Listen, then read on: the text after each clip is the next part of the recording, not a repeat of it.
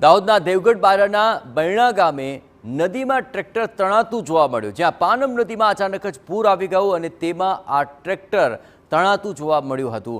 ઉપરવાસમાં વધુ વરસાદને કારણે નદીમાં પૂર આવી ચૂક્યું છે અને નદીમાં રેતી ભરવા ગયેલા ટ્રેક્ટર નીચેથી આ નદીનો પ્રવાહમાં ફસાઈ ગયું। ટ્રેક્ટર ચાલક સહિત અન્ય એક યુવક ટ્રેક્ટરમાં ફસાતા જોવા આવ્યા અને ગ્રામજનોને ખબર પડતા સ્થળ પર દોડી આવ્યા હતા અને તેમને બચાવવાનો પ્રયત્ન હાથ ધર્યો હતો।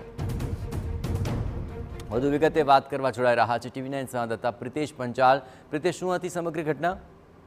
જી, જે દાહોદ જિલ્લામાં વહેલી સવારથી જ વાતાવરણમાં પલટો હતો, ત્યારબાદ દાહોદ શહેર સહિત દેવગઢ બારિયા વિસ્તારમાં ધોધમાર વરસાદ વધી રહ્યો છે। જે ટ્રેક્ટર છે તે બેણા ગામે પાનમ નદીની અંદર રેતી ભરવા માટે ગયું હતું। તે દરમિયાન અચાનક જે પાણીનો પ્રવાહ છે તે વધવા પામ્યો હતો અને જેના કારણે ટ્રેક્ટર જે છે તે પાણીમાં ફસાઈ જવા પામ્યું હતું। હાલ તો ત્યાં જે ડ્રાઈવર અને એક યુવક જે છે તે ટ્રેક્ટરમાં ફસાયેલા છે, ત્યાં તેની બચાવ કામગીરી જે તે ચાલી રહી છે હાલ તો। આભાર પ્રિતેશ, તમામ ગતિવિધિઓ પર આપ નજર રાખતા રહેજો। તો આ દ્રશ્યોમાં જોઈ રહ્યા છો, નદીમાં પૂર છે અને તેમાં રેતી ભરવા ગયેલું આ ટ્રેક્ટર ફસાઈ ગયું, જો કે ગ્રામજનોને ખબર પડતાની સાથે જ તેમણે ચાલકને બચાવી લીધો હતો।